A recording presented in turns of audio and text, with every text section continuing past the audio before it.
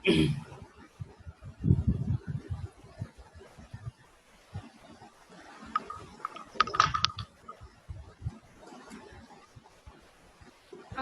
আলাইকুম স্যার। ওয়ালাইকুম সালাম। ভাই আসসালামু আলাইকুম। ওয়ালাইকুম আসসালামু আলাইকুম। আমার কথা শোনা যাচ্ছে? আসসালামু আলাইকুম। হ্যাঁ হ্যাঁ জি স্যার। আমার হেডফোন স্যার নষ্ট হয়ে গেছে, শোনা যাচ্ছে? হেডফোনে কানেকশন পাচ্ছে না। আসসালামু আলাইকুম স্যার। হ্যাঁ ঠিক আছে, এখন শোনা আসসালামু যাচ্ছে? আলাইকুম। ওয়ালাইকুম সালাম। হ্যাঁ স্যার শোনা যাচ্ছে। স্যার আসসালামু আলাইকুম। সালাম।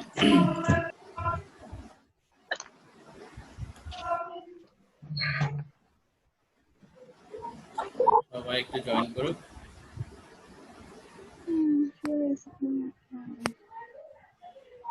স্যার আমাদের আজকে থেকে বন্ধ হওয়ার কথা ছিল না? তুমি কি কাল ক্লাস করছো? না স্যার, কালকে কারেন্ট ছিল না। সেজন্যই তো জানো না।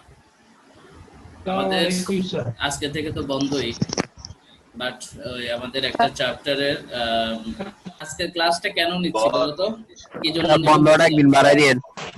আজকের ক্লাসটা ক্লাসটা হচ্ছে যে ওই অঙ্ক ছিল দেখানোর জন্য। আজকে ক্লাস বন্ধ একদিন বাড়াই দিন। আজকে ক্লাসটা কি জন্য ছিল সেটা বলো কেউ একজন। স্যার একটা অঙ্ক ছিল। হ্যাঁ, অ্যাবজর্পশন কস্টিং আমরা যে চ্যাপ্টারটা রান করতেছিলাম ওই চ্যাপ্টারে মাত্র একটা ক্লাস নিলেই চ্যাপ্টারটা কমপ্লিট হয়ে যাবে। যদি এই ক্লাসটা আজকে না নিয়ে 5 তারিখ বা 6 তারিখের দিকে নেওয়া হতো তখন আমাকে এই চ্যাপ্টারটা আবার পুরোটা পড়াতে হতো, অর্থাৎ বুঝতা না। বুঝছো বিষয়টা? ওকে, স্যার একটু বলেন কি বলছেন স্যার, শুনিনি। স্যার শুনিনি, স্যার ডিসকানেক্ট হয়ে গেছিল। এটা না শুনলেও চলবে। স্যার একটু বলেন না। তারপরেও বলেন, সব শুনবো স্যার। স্যার বলেন না। আজকে ম্যানেজমেন্ট সহ একসাথে নাকি? হ্যাঁ, ম্যানেজমেন্ট আর মার্কেটিং একসাথে মেবি। মার্কেটিং এর কথা বলো না কেন? মার্কেটিং একটা ডিপার্টমেন্ট আছে তো এখানে।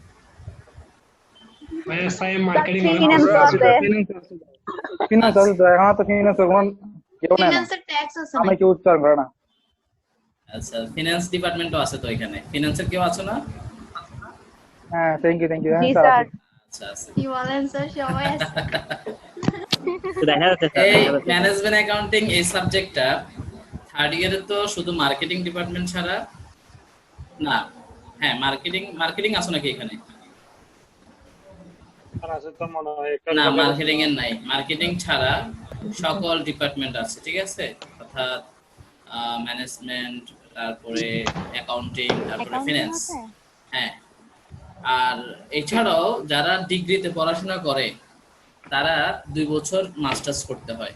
তো 2 বছরে তাদের প্রথম বছর হচ্ছে এমবিএ প্রিলিমিনারি। ওই এমবিএ প্রিলিমিনারিতে তাদেরকে ম্যানেজমেন্ট অ্যাকাউন্টিং পড়ানো হয়, কারণ তাদের ডিগ্রি কোর্সে ম্যানেজমেন্ট অ্যাকাউন্টিং নাই, এজন্য তাদেরকে এমবিএ তে পড়ানো হয়।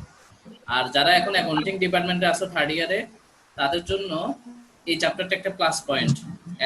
Absorption costing and variable costing যে চ্যাপ্টারটা আমরা পড়তেছি এটা তোমাদের জন্য একটা প্লাস পয়েন্ট। কেন প্লাস পয়েন্ট? তুমি যখন এমবিএ তে যাবা তোমার একটা সাবজেক্ট আছে অ্যাডভান্স কস্ট অ্যাকাউন্টিং এমবিএ তে, ম্যাথমেটিক্যাল সাবজেক্ট। ওই অ্যাডভান্স কস্ট অ্যাকাউন্টিং সাবজেক্টের মধ্যে সম্পূর্ণ এই চ্যাপ্টারটা হুবহু আছে। Absorption costing and direct costing এর এই চ্যাপ্টারটা হুবহু এমবিএ তে গিয়ে আবার পাবা যারা অ্যাকাউন্টিং ডিপার্টমেন্টে আছে, ঠিক আছে? আর এমবিএ তে বই কয়টা? এমবিএ তে 7টা বই, 7টা, ঠিক আছে? কম আছে।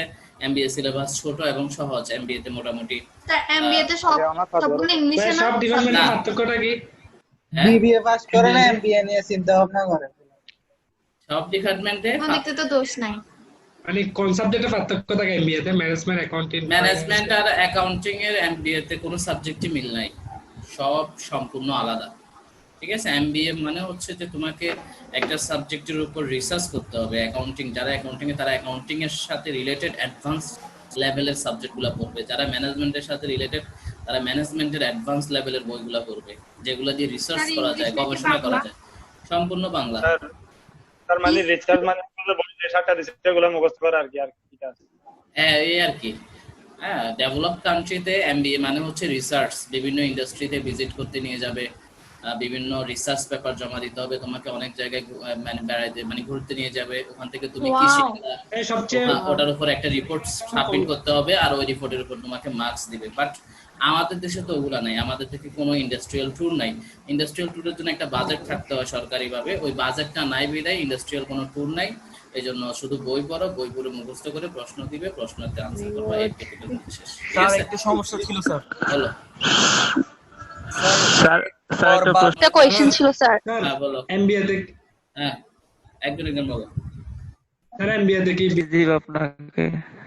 আচ্ছা দেখো, ও ভাই কতগুলো স্টুডেন্ট এক পিস করে খাইলেও স্যার খাওয়া শেষ করতে পারবে না। আর খেয়ে শেষ করতে পারো না। হ্যাঁ এটা আমাদের দেখো আর কথা বলিও না, আমাদের লেকচার প্ল্যান অনুযায়ী আজকে হচ্ছে আমাদের লেকচার 8 অর্থাৎ লাস্ট ক্লাস এসিডিসির। এই জন্য মূলত আজকে এক্সট্রা ক্লাসটা দেওয়া, না হলে দিতাম না, যাতে চ্যাপ্টারটা মোটামুটি ঈদের আগে যেন কমপ্লিট হয়ে যায়। তাহলে আমরা ঈদের পরে যখন বন্ধের পরে যখন শুরু হবে তখন আমরা একদম ফ্রেশ মোডে নতুন একটা চ্যাপ্টার শুরু করতে পারবো। ঠিক আছে, তো আসো আমরা আমাদের ক্লাসটা স্টার্ট করি। আজকে অঙ্কগুলো অ্যাডভান্স লেভেলের। আমি সবসময় প্ল্যানটা ওভাবেই রাখি যে সহজ থেকে কঠিনের দিকে রাখি। কোশ্চেন ছিল যে স্যার, হ্যাঁ বলো। স্যার একটা কোশ্চেন ছিল স্যার। হুম। স্যার যদি আপনার শিক্ষা প্রতিষ্ঠান খুলে দিলে কি ক্লাস কি এই অনলাইন এবং অফলাইন দুটাই হবে, অনলাইন এবং অফলাইন দুটাই ক্লাস হবে। স্যার অনলাইন নিয়েন, অনলাইন অফলাইন দুটাই চলবে, যার যেখানে ভালো লাগবে সে সেখানে পড়বে, নো প্রবলেম। কারণ স্যার সিচুয়েশন সরকার করলে তো সিচুয়েশন তো আর ঠিক নেই স্যার বাংলাদেশে। যাই হোক, তোমার দুইটা অপশনই থাকবে আমাদের, যার যেখানে মানে ফেভারেবল মনে হয় সে ওভাবে কন্টিনিউ করবে, নো প্রবলেম। ঠিক আছে, স্যার স্যার দুই জায়গায় করতে পারবে না একসাথে? হ্যাঁ ওভাবেও থাকবে হয়তো। ঠিক আছে, দেখা যাক না, একটা শিডিউল রেডি হবে ওরকম। আচ্ছা, অনলাইন করেন।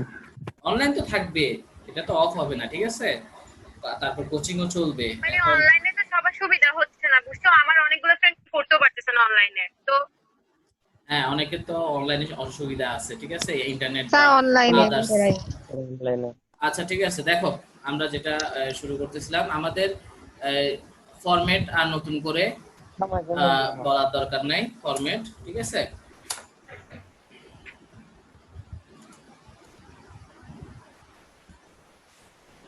আচ্ছা তো আমাদের আজকে হচ্ছে শেষ class absorption costing and direct costing. তারপরে আমি একটু 2 মিনিট আগের রিভিউটা করে তারপর অঙ্কে চলে যাব। আগের রিভিউ বলতে আমাদের এখানে 3টা রিকোয়ারমেন্ট থাকে, একটা হচ্ছে অ্যাবজর্পশন কস্টিং ইনকাম স্টেটমেন্ট, আরেকটা ভেরিয়েবল কস্টিং বা ডাইরেক্ট কস্টিং ইনকাম স্টেটমেন্ট। ঠিক আছে, আরেকটা থাকে যে শুদ্ধি পরীক্ষা। টোটাল 3টা রিকোয়ারমেন্ট থাকে। শুদ্ধি পরীক্ষাকে আমরা রিকনসিলিয়েশন স্টেটমেন্ট বলে থাকি। তো ইনকাম স্টেটমেন্টের জন্য আমাদেরকে 2টা ওয়ার্কিং প্রায় ম্যাক্সিমাম অঙ্কে করতে হয়, আবার কখনো কখনো 3টা ওয়ার্কিংও লাগে। প্রথম ওয়ার্কিংটা হচ্ছে প্রোডাক্ট কস্ট পার ইউনিট নির্ণয় করতে হয়। প্রোডাক্ট কস্ট হচ্ছে সর্বোচ্চ 4টা, direct material, direct labour, variable manufacturing, fixed manufacturing. চারটাতেই অ্যাবজর্পশন কস্টিং এ বসে, তবে ভেরিয়েবল কস্টিং এ 3টা বসে। ফিক্সড ম্যানুফ্যাকচারিংটা ভেরিয়েবল কস্টিং এ আসে না। এরপর আমরা ওয়ার্কিং টু করি যদি কোনো ইনভেন্টরি মিসিং থাকে। ওয়ার্কিং টু করি কোনো ইনভেন্টরি যদি মিসিং থাকে তখন আমাদেরকে ওয়ার্কিং টু করতে হয়। ঠিক আছে, ওয়ার্কিং টুতে ওয়ার্কিং টুতে আমরা মিসিং ফিগারটা বের করি। মিসিং ফিগারে আমাদের থাকে হয় কখনো ক্লোজিং মিসিং থাকে, কখনো ওপেনিং মিসিং থাকে, কখনো প্রোডাকশন মিসিং থাকে, কখনো সেলস মিসিং থাকে। তো যেটাই মিসিং থাকুক সূত্র একটাই, ক্লোজিং সমান opening plus production minus closing সমান opening plus production minus sales. আচ্ছা, একজনের হাত তুলছে, কোনো প্রশ্ন আছে নাকি?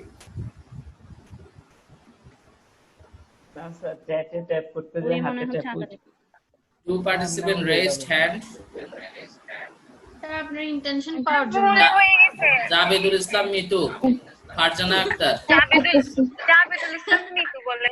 মিঠু আর কি, আর ফারজানা আক্তার মিটু। কি একটা মিঠু একটা মিতু, আমি মিতু, আমারটা ভুলে হইছে। আরেকটা মিঠু আছে তো, তোমার উপরেরটাও হাত তুলছে। আমি দেখি না, ওটা দেখতে যে আমি নিজের লাইফ মিঠু কেমনে দুজনে হাত তুললো? মিলে গেছে। স্যার আমারটাও ভুলেই উঠছে। আচ্ছা ঠিক আছে, স্যার ওর খাতিলত আছে হাত ধুয়ে দেওয়া। আচ্ছা দেখো খেয়াল করো।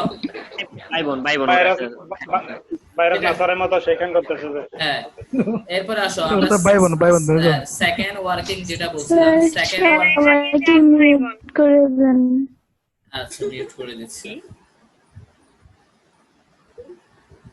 এবার তোমরা ইচ্ছে মতো কথা বলো। সেকেন্ড ওয়ার্কিংটা ছিল যে তোমার ক্লোজিং ইনভেন্টরি সমান opening plus production minus sales, অর্থাৎ কোনো একটা ইনভেন্টরি মিসিং থাকলে আমরা সেকেন্ড ওয়ার্কিং করব। আর থার্ড ওয়ার্কিং হচ্ছে এক্সেপশনাল, যদি কোনো প্রশ্নে আন্ডার অ্যাপ্লাইড বা ওভার অ্যাপ্লাইড থাকে তখন আমরা থার্ড ওয়ার্কিং করব। বাজেটেড প্রোডাকশন থেকে যদি অ্যাকচুয়াল প্রোডাকশন কম হয় সেটাকে বলবো আন্ডার অ্যাপ্লাইড, আর বাজেটেড প্রোডাকশনের চেয়ে অ্যাকচুয়াল প্রোডাকশন যদি বেশি হয় তাহলে সেটাকে বলবো over applied. Under applied over applied শুধুমাত্র ওই অঙ্কই হবে যে অঙ্কে দুইটা প্রোডাকশন ইউনিট থাকবে, অর্থাৎ একটা বাজেটেড প্রোডাকশন আর একটা অ্যাকচুয়াল প্রোডাকশন। যে অঙ্কে প্রোডাকশন শুধু একটাই থাকে সেই অঙ্কে কখনোই আন্ডার অ্যাপ্লাইড বা ওভার অ্যাপ্লাইড হবে না। আচ্ছা গেল এটা। আরেকটা জিনিস হচ্ছে favourable unfavourable variance. Favourable variance থাকলে আমরা মাইনাস করব, আনফেভারেবল ভেরিয়েন্স হলে প্লাস করব। তো ফেভারেবল আনফেভারেবল বলতে কি বলছিলাম, এগুলা সরাসরি প্রশ্নে দেয়া থাকে, কোনো ওয়ার্কিং এর দরকার হয় না। কিন্তু একটা অঙ্ক আছে এক্সেপশনাল, আজকে করাবো, যে অঙ্কে তোমাকে ফেভারেবল আনফেভারেবলটাও ওয়ার্কিং করে বের করতে হবে, ঠিক আছে? এই জন্য আমি প্রথম ক্লাসে একটু ডিটেলস বুঝাইছিলাম যে ফেভারেবল কি আনফেভারেবল কি। তো ফেভারেবল ক্ষেত্রে আমি বলছিলাম বাজেটেড কস্টের চেয়ে যদি অ্যাকচুয়াল কস্ট কম হয় সেটা ফেভারেবল, প্রতিষ্ঠানের জন্য ভালো। মনে করো কোনো একটা পণ্য উৎপাদনের জন্য তুমি 10 টাকা বাজেট করছো, ফাইনালি উৎপাদন করে দেখলা যে খরচ হয়েছে 8 টাকা, তাহলে তোমার খরচ কম হয়েছে। বাজেটের তুলনায় খরচ কম হলে সেটাকে বলে ফেভারেবল। কেন? কারণ এখানে আমার 2 টাকা সেভ হয়ে গেছে। আর বাজেটের চেয়ে যদি অ্যাকচুয়াল খরচটা বেশি হয় তখন সেটাকে বলে আনফেভারেবল। আনফেভারেবল মানে প্রতিকূল, প্রতিষ্ঠানের জন্য ভালো নয়। যেমন তুমি বাজেট করছো 10 টাকা কিন্তু কোনো কারণে খরচ হয়ে গেছে 12 টাকা, তাহলে 2 টাকা যে বাড়তি খরচ হলো সেটা হচ্ছে আনফেভারেবল, ঠিক আছে? তো সাধারণত বেশিরভাগ অঙ্কেই অর্থাৎ 90% অঙ্কে ফেভারেবল আনফেভারেবল এগুলো সরাসরি প্রশ্নেই দেওয়া থাকে। যেমন আগে যতগুলো অঙ্ক করছি সবগুলোতে দেওয়া ছিল, বাট আজকে একটা অঙ্ক আছে যেখানে ফেভারেবল আনফেভারেবল সরাসরি দেওয়া নাই, আমাকে অঙ্ক করে বের করতে হবে, অর্থাৎ ওয়ার্কিং করে বের করতে হবে। কারণ এই অঙ্কে তোমার খরচগুলো উল্লেখ করে দিচ্ছে, আমাকে কম্পেয়ার করতে হবে যে বাজারের তুলনায় খরচটা কি বেশি হইলো নাকি কম হলো। তো একটা জিনিস মনে রাখবা, ফেভারেবল আনফেভারেবল হচ্ছে ভেরিয়েবল কস্টের সাথে রিলেটেড। ফেভারেবল আনফেভারেবল এগুলা ভেরিয়েবল কস্টের সাথে রিলেটেড, আর ফিক্সড কস্টের সাথে রিলেটেড হচ্ছে আন্ডার অ্যাপ্লাইড ওভার অ্যাপ্লাইড। তোমরা জানো যে আন্ডার অ্যাপ্লাইড হোক বা ওভার অ্যাপ্লাইড হোক তাকে আমরা টাকায় রূপান্তর করতে হলে ফিক্সড কস্টের রেট দিয়ে গুণ করতে হয়। তাহলে মনে রাখবা আন্ডার অ্যাপ্লাইড ওভার অ্যাপ্লাইডের রিলেশন হচ্ছে ফিক্সড কস্টের সাথে, আর ফেভারেবল আনফেভারেবল রিলেশন হচ্ছে ভেরিয়েবল কস্টের সাথে। এই ছিল যে জাস্ট আমাদের প্রাথমিক কথাবার্তা। ইনকাম স্টেটমেন্টের ফরম্যাট সবার জানা আছে, ওটা আর বললাম না, আমরা এখন সরাসরি অঙ্কে চলে যাই।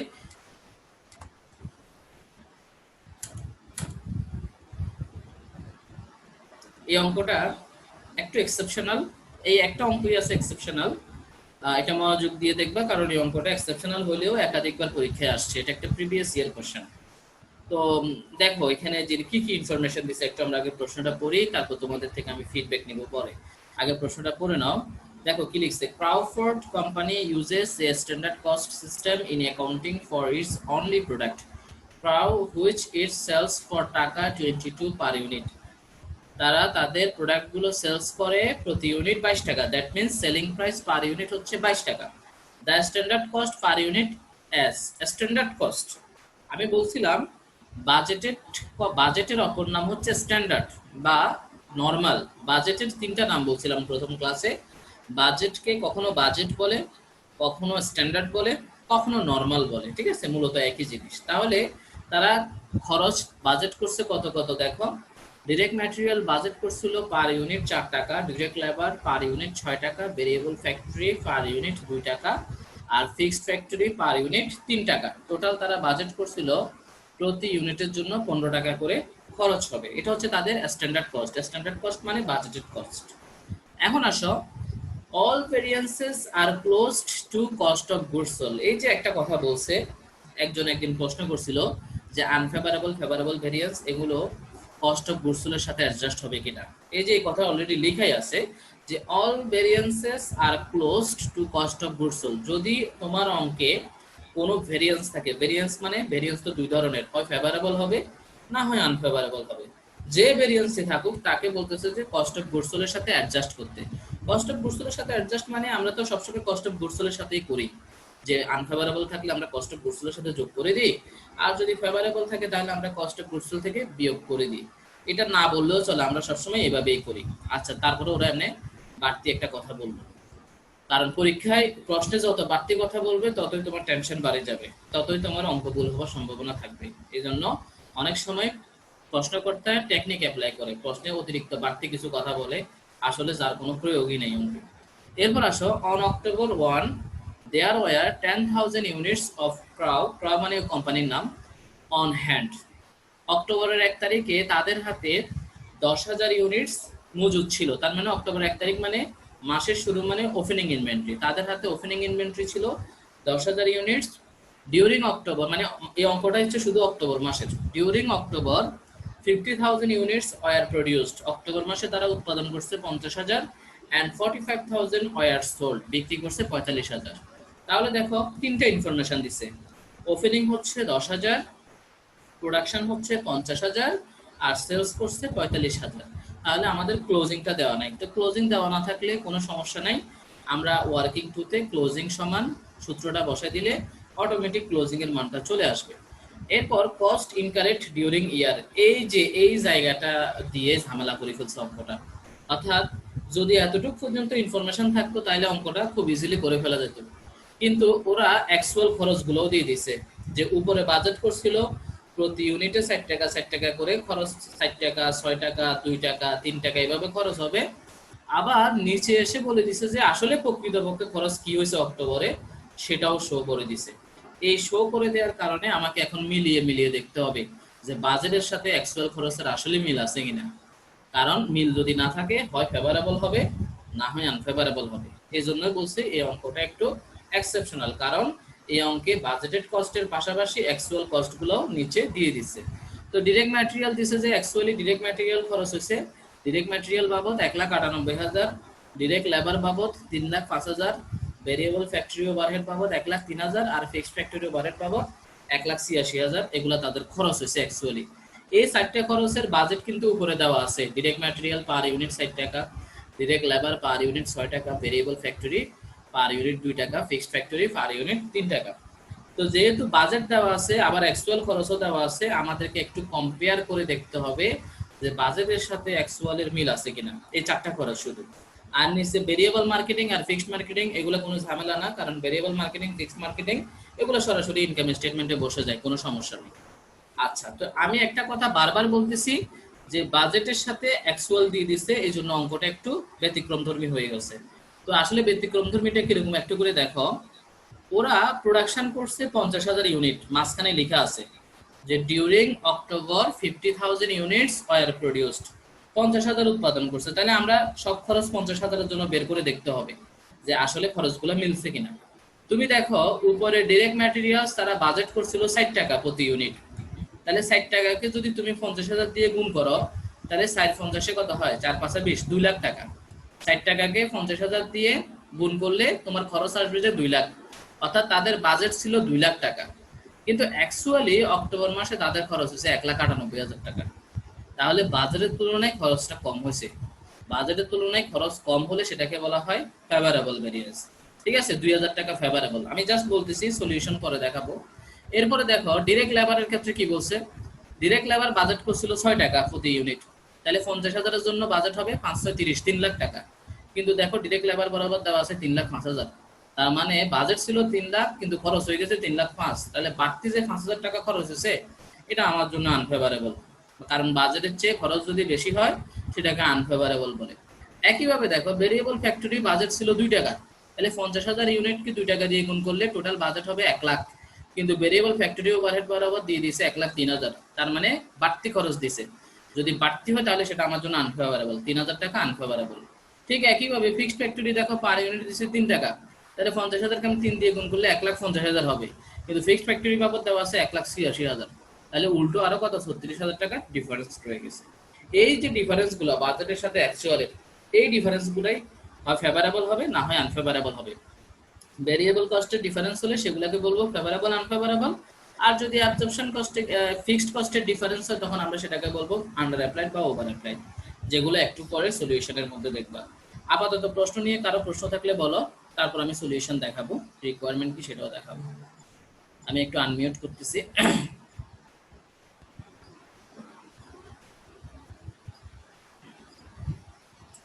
হ্যাঁ বলো, কারো প্রশ্ন থাকলে। স্যার এখানে নরমাল ক্যাপাসিটি 60,000 ইউনিট দিছে যে, ওটার কোনো কাজই নেই এই অঙ্কে, যেহেতু অ্যাকচুয়াল খরচগুলো দিয়ে দিছে, শো করে দিছে, এই জন্য এই নর্মাল ক্যাপাসিটির আর কোনো কাজ নাই।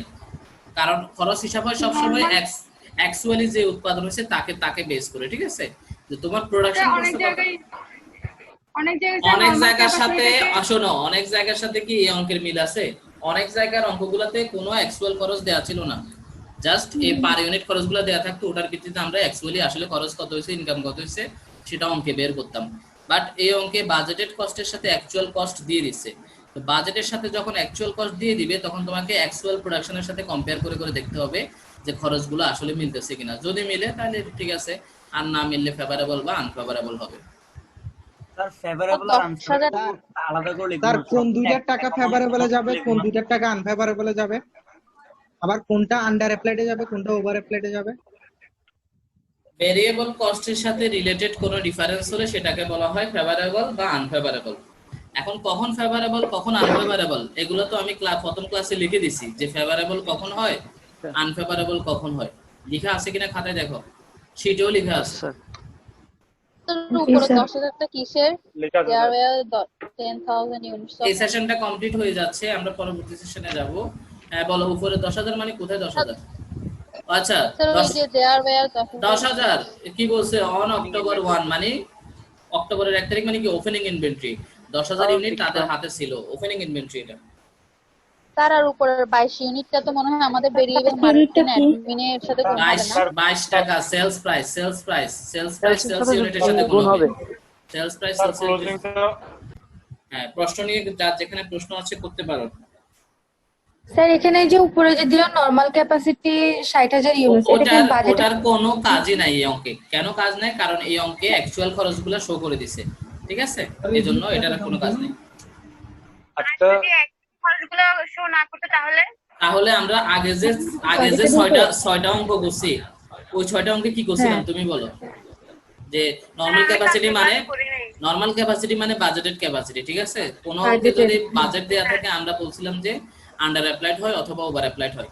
তখন নরমাল ক্যাপাসিটির সাথে অ্যাকচুয়াল ক্যাপাসিটির কম্পেয়ার করতে হবে, মানে অ্যাকচুয়াল প্রোডাকশনের কম্পেয়ার করতে হবে। মনে করো তুমি বাজেট করছো 60,000, এখানে নরমাল মানে বাজেট কেমন, আর তোমার অ্যাকচুয়াল প্রোডাকশন মনে করো দিছে এখানে 50,000, তাহলে বাজেট থেকে যদি অ্যাকচুয়াল প্রোডাকশন কম হয় তখন আমরা সেটাকে কি বলি? আন্ডার অ্যাপ্লাইড বলি, ঠিক আছে? তখন আন্ডার অ্যাপ্লাইড 10,000 ইউনিট আমরা ফিক্সড কস্টের সাথে গুণ করে অ্যাবজর্পশন কস্টিং এ যোগ করব। এটা ছিল যে আমাদের, স্যার আমাদেরকে যদি লাস্টের নিচের এতটুকু যদি না দিত, এভাবেই শুধুমাত্র করতাম, ঠিক আছে? আগের ক্লাসের অঙ্কগুলোর মতোই করতাম।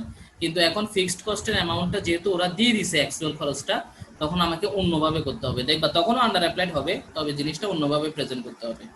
দেখাবো সলিউশনে। এরপরে আসো, আর কোনো প্রশ্ন আছে কিনা বলো, যে কখন ফেভারেবল হয় আর কখন আনফেভারেবল হয়, এটা নিয়ে কারো প্রশ্ন আছে কিনা? এটা শিটে লেখা আছে, এটা গত ক্লাসে এবং একাধিক ক্লাসে আমি এটা ব্যাখ্যাও দিচ্ছি, ঠিক আছে? আর মনে রাখবা ফেভারেবল আনফেভারেবলের সাথে সম্পর্ক হচ্ছে ভেরিয়েবল কস্টের। ভেরিয়েবল কস্ট হচ্ছে আমার direct material, direct labour, variable factory overhead, এই তিনটা। আর আন্ডার অ্যাপ্লাইড ওভার অ্যাপ্লাইডের সম্পর্ক হচ্ছে ফিক্সড কস্টের সাথে, ঠিক আছে? আন্ডার অ্যাপ্লাইড ওভার অ্যাপ্লাইডটা আরেকবার বলতেছি, একজনের চ্যাটে প্রশ্ন পাঠাইছো, বাজেটেড প্রোডাকশনের তুলনায় অ্যাকচুয়াল প্রোডাকশন কম হলে সেটাকে আন্ডার অ্যাপ্লাইড বলে, আর বাজেটেড প্রোডাকশনের তুলনায় অ্যাকচুয়াল প্রোডাকশন বেশি হলে সেটাকে ওভার অ্যাপ্লাইড বলে। জাস্ট এতটুকুই। আন্ডার অ্যাপ্লাইড হলে যোগ, ওভার অ্যাপ্লাইড হলে বিয়োগ এসির ইনকাম স্টেটমেন্টে। এবারে আসে সলিউশনটা, রিকোয়ারমেন্টগুলো একটু দেখি আমরা, তারপরেও যার যেখানে প্রশ্ন থাকবে বলবা, কারণ অঙ্কটা একটু এক্সেপশনাল। 1 নাম্বার রিকোয়ারমেন্টে বলছে কি দেখো, explain whether Crawford uses variable or absorption costing। তোমার কাছে একটা কমেন্ট চাইছে, তোমার কাছে জানতে চাইছে এই কোম্পানিটা তারা কি ভেরিয়েবল কস্টিং ইউজ করছে তাদের অঙ্কে, নাকি অ্যাবজর্পশন কস্টিং ফলো করছে? এই অঙ্কে আসলে কি ফলো করা হয়েছে, ভেরিয়েবল কস্টিং নাকি অ্যাবজর্পশন কস্টিং? অ্যাবজর্পশন করছি। কেন অ্যাবজর্পশন কস্টিং? স্যার এখানে ওই জায়গা ভেরিয়েবল হবে না, ভেরিয়েবলের জন্য না, আন্ডার অ্যাপ্লাইড ওভার অ্যাপ্লাইড চলে আসে এর জন্য। এখানে ফার্স্ট কি কোথাও আন্ডার অ্যাপ্লাইড ওভার অ্যাপ্লাইড লিখছে? দুইটা প্রোডাকশন দেওয়া আছে এটা আছে এই না জন্য আর এখানে 60000 আর 50000 না দুইটা প্রোডাকশন দেওয়া আছে সেজন্য না ফিক্সড ফ্যাক্টরি ওভারহেড এই ফিক্সড ফ্যাক্টরি ওভারহেড ওভারহেড দেওয়া আছে। এই যে দেখো ফিক্সড ফ্যাক্টরি ওভারহেড যে 3 টাকা দেওয়া আছে লাউড স্পিকার কার মোবাইলে দেওয়া লাউড স্পিকার অফ রাখো এই যে ফিক্সড ফ্যাক্টরি ওভারহেড 3 টাকা দেওয়া আছে ফিক্সড ফ্যাক্টরিটা ইনক্লুড হয় শুধুমাত্র কোন কস্টিং এ অ্যাডজাস্টমেন্ট কস্টিং এ আমরা ওয়ার্কিং এ এতদিন যতগুলো ওয়ার্কিং করছি সবগুলোতে আমরা দেখছি না ফিক্সড ফ্যাক্টরিটা শুধুমাত্র অ্যাবজর্পশন কস্টিং এ ইউজ হয় তাহলে এই অঙ্কে যেহেতু ফিক্সড ফ্যাক্টরিটা যেহেতু ইনক্লুড হয়েছে তার মানে এটা অবশ্যই কোন কস্টিং ফলো করছে অ্যাবজর্পশন কস্টিং ফলো করছে বুঝতে পারছো বিষয়টা যে অঙ্কে fixed factory overhead product cost হিসেবে ইনক্লুড হবে সেই অঙ্কটা অবশ্যই অ্যাবজর্পশন কস্টিং ফলো করছে জাস্ট আমাকে একটা কমেন্টে দিতে হবে যে this company should follow absorption costing system আচ্ছা এটা আমি কমেন্টে দেখাবো এতটুকুই यस রিকোয়ারমেন্ট এতটুকুই শেষ মান কারণ তোমার কাছে এক্সপ্লেইন মানে ব্যাখ্যা চাইছে মানে কমেন্ট চাইছে এরপর আসো 2 নাম্বার রিকোয়ারমেন্টে কি বলছে prepare an income statement for October using variable costing একটা ইনকাম স্টেটমেন্ট করতে হবে এরপরে compute the operating income for October if absorption costing use যদি অ্যাবজর্পশন কস্টিং ইউজ করে তাহলে ইনকাম কত হবে তার মানে অ্যাবজর্পশন কস্টিং ইনকাম স্টেটমেন্টও করতে হবে ও ঘুরে ফিরে একই requirement variable costing income statement absorption costing income statement তো আসলে আমরা একটা করে আগে ওয়ার্কিং গুলো দেখতে হবে স্যার ওরা আমাদের কাছে কমেন্ট চাইলো যে আমরা কোন মানে কস্টিং এ করছে তা আবার Yes. ভেরিয়েবলও ঠিক আছে তো করতে বলবে না তাহলে তোমাকে নাম 10 মার্কসের অঙ্কটা কেমনে বানাবে ওরা ঠিক আছে তার মানে স্যার আমরা তো জানি অলরেডি অ্যাবজর্পশন কস্টিং ফলো তুমি করে জানো আবার এখন সেগুলো ক্যালকুলেশন করে দেখাইতে হবে তুমি তো জানো ঠিক আছে এখন ইনকাম গুলো ঠিকমতো তুমি বাইর করতে পারছো কিনা সেটা তোমার কাছে জানতে চাচ্ছে যে ভেরিয়েবল কস্টিং এ ইনকাম কত আর অ্যাবজর্পশন কস্টিং এ ইনকাম কত ইনকাম তো আর প্রশ্নে দেওয়া নাই ঠিক আছে প্রশ্নে তো শুধু খরচগুলো দেওয়া আছে দেখো আগে ওয়ার্কিং ওয়ানটা দেখো পার ইউনিট কস্ট বের করো এটা নিয়ে আশা করি কারো প্রশ্ন থাকবে না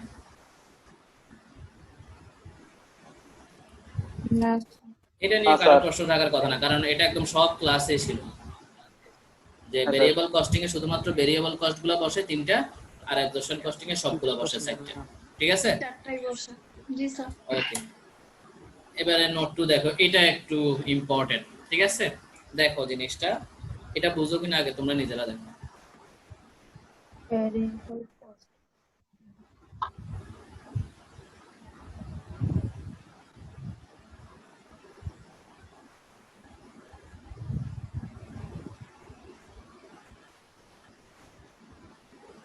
স্যার এটা বুঝছি গুড স্যার বুঝাই দেন স্যার আমি বলছি প্রোডাকশন আর এক্সেল প্রোডাকশন এক মিনিট ভেরিয়েন্সের সাথে সম্পর্ক কোন খরচের ভেরিয়েবল কস্টের সম্পর্ক নাকি ফিক্সড কস্টের সম্পর্ক ভেরিয়েবল কস্টের আমি এই কথা শুরুতেই বলছিলাম ভেরিয়েন্সের সাথে সম্পর্ক ভেরিয়েবল কস্টের কেমন আচ্ছা এখন দেখো ভেরিয়েবল কস্ট আমাদের বাজেট ছিল পার ইউনিট কত 12 টাকা এই যে ভেরিয়েবল কস্টিং এ কেমন 12 টাকা না জি স্যার এটা আমাদের বাজেট ছিল বাজেট মানে স্ট্যান্ডার্ড বাজেটের অপর নাম কি স্ট্যান্ডার্ড এই যে লেখা আছে 12 টাকা আচ্ছা প্রশ্নে বলা ছিল তারা অ্যাকচুয়ালি উৎপাদন করছে কত ইউনিট 50000 ইউনিট 50000 তাহলে 50000 ইউনিটের জন্য আমি যদি 12 টাকা করে বাজেট করি প্রতি ইউনিটে তাহলে টোটাল আমার বাজেট কত 6 লাখ টাকা 6 লাখ টাকা টোটাল আমার বাজেট ছিল যে 6 লাখ টাকা ভেরিয়েবল কস্ট বাবদ কিন্তু প্রশ্নের নিচে অ্যাকচুয়ালি ভেরিয়েবল কস্ট গুলো দেওয়া ছিল